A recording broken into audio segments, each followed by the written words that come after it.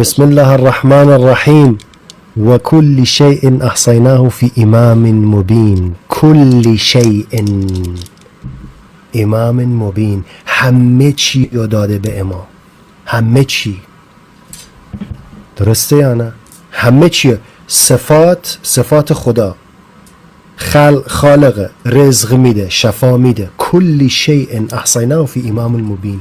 امام صادق علیه السلام از قول رسول خدا صلی الله علیه و آله فرمودند که هر کس قرآن را با رأی خودش تفسیر بکند، یعنی بدون شنیدن از معصوم علیه السلام، جایگاه خود را باید برای آتش جهنم آماده کند و هر کس قرآن را با رأی خود تفسیر بکند همانا بر خداوند متعال افترا و تهمت بسته است. در کتاب بهارالانوار جلد 35 صفحه 427 رسول خدا صلی الله علیه و آله با اشاره به امیر مؤمنان علی علیه السلام فرمودند ایشان همان امام مبین است که خداوند تبارک و تعالی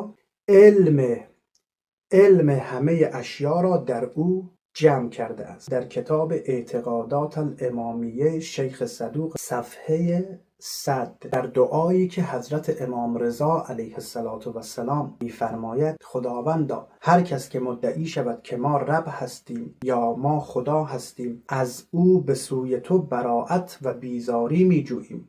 هر کس که مدعی شود که خلق، یعنی خلق کردن، به ما سپرده شده است، یعنی خالق هستیم، و هر کس که ادعا بکند که رزق بر عهده ماست، که ما رازق هستیم، خداوندا تو شاهد باش که ما از او به سوی تو بیزاری می‌جوییم. آنچنان که حضرت عیسی علیه السلام از نصارا بیزاری جست. وقتی اونها ادعا کردند که حضرت عیسی علیه السلام خداست یا پسر خداست، از نصارا اظهار بیزاری کرد.